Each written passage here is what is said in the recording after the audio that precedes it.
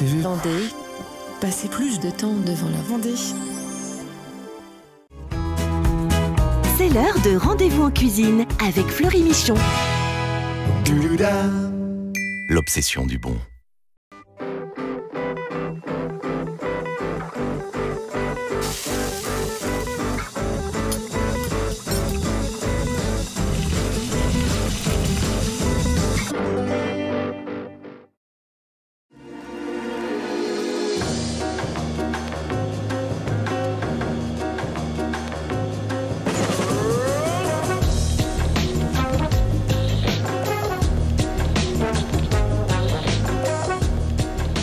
Thierry, vous m'avez amené les magrets. Je vois qu'il y a également du foie gras, des confits de canard, ça va être des cuisses, c'est ça? C'est la cuisse du canard, oui. Vous faites d'autres choses aussi Ah oui, on fait plein de choses. Donc le foie gras, comme il est là, vous pouvez l'avoir cuisiné déjà, donc en torchon ou en terrine. Le magret, il se fait aussi en magret séché pour l'apéritif ou en salade, ce qui est très bon aussi. Ah, d'accord, très bien. Alors dites-moi, un magret, pour savoir qu'il est de belle qualité, à quoi je le vois? Ah ben là, c'est simple. Quand on voit un magret comme ça, on voit déjà qu'il a une forme bombée. On voit qu'il est d'un rouge sombre, qui indique déjà une qualité de fraîcheur, et une bonne épaisseur de gras, ce qui fait que, bon, on voit que c'est un canard qui a été gavé, un bon canard. Et alors dites-moi, si demain je veux vous recommander des magrets ou du foie gras, comment je fais? C'est très très simple. Vous allez sur Internet, vous cliquez terredeviande.com, et là, vous êtes livré dans toute la France et dans des points relais pour la Vendée. D'accord, donc pour la Vendée, il y a des petits points relais où je peux aller récupérer mes produits. Exactement. Et il y a un délai assez long entre le moment où je voulais commander? Une semaine entre le délai de commande et le délai de livraison. Très bien. Bah, merci beaucoup Thierry. Et maintenant, rendez-vous en cuisine.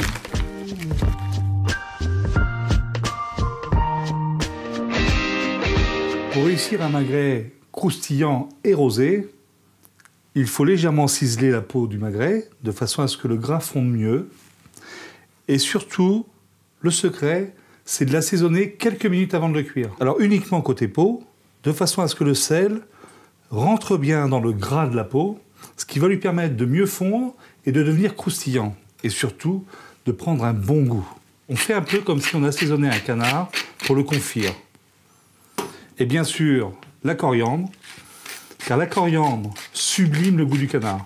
Je frotte légèrement du bout des doigts, de façon à bien faire pénétrer le sel, le poivre et la coriandre à l'intérieur de la peau. Je vais maintenant laisser reposer pendant 5 à 10 minutes avant de le mettre à cuire. Je mets mon magret à cuire dans une poêle chaude mais pas fumante, parce que si elle était fumante, mon gras brûlerait tout de suite et je n'aurais pas le temps de bien cuire mon magret côté peau. Donc vous voyez, ma poêle est chaude mais sans plus. Et maintenant, je vais laisser le magret 8 à 10 minutes sans y toucher. Et lorsque là, on verra la cuisson légèrement sur le bord du magret, je le retournerai 2 minutes et là, mon magret sera rosé. Pendant que mon magret est en train de cuire, nous allons pouvoir réaliser la purée de céleri. Pour la purée de céleri, j'ai donc cuit le céleri à l'eau légèrement salée. Je l'égoutte, pas refroidi, directement chaud, je le mets dans un blender.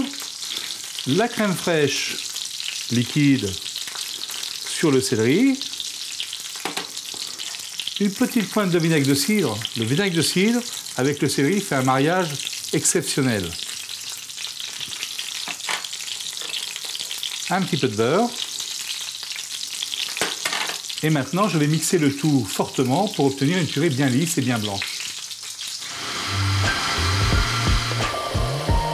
Le céleri est maintenant bien moulu. Regardez, j'obtiens une purée lisse, onctueuse.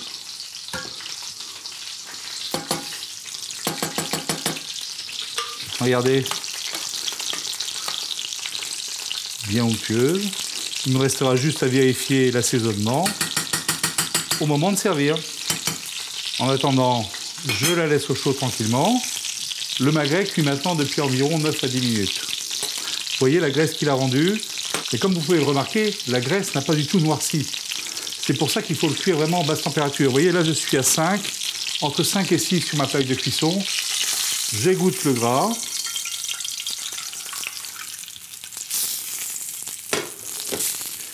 Et maintenant, je vais retourner le magret de façon à continuer sa cuisson tranquillement, côté chair, environ 3 à 4 minutes.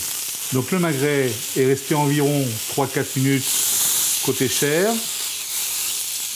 Quand je le touche, vous voyez, il reste souple. Hein, c'est là qu'on voit que le magret est cuit mais rosé. S'il était trop dur, c'est que le magret serait trop cuit. Donc je pose le magret sur mon assiette pour le laisser reposer quelques minutes. Et pendant ce temps-là, je vais terminer ma sauce. Quelques échalotes ciselées. La poire coupée en petits cubes.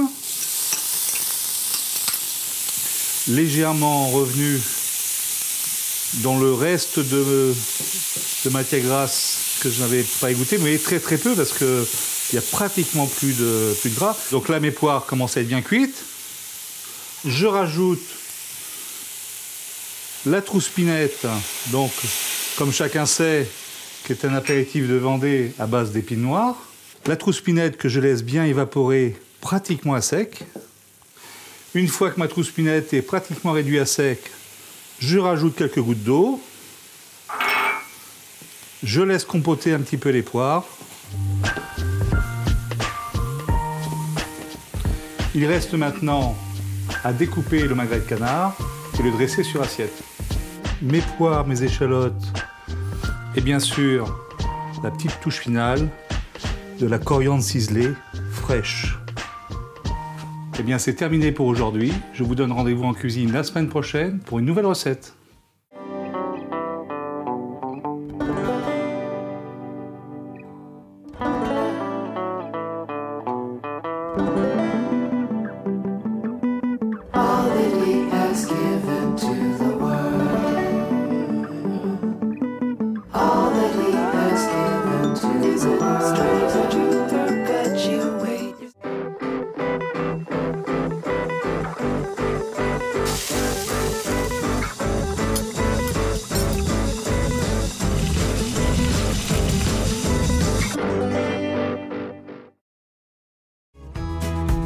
Fleury Michon vous a présenté Rendez-vous en cuisine. Partageons l'obsession du bon avec Fleury Michon. Vendée, passez plus de temps devant la Vendée.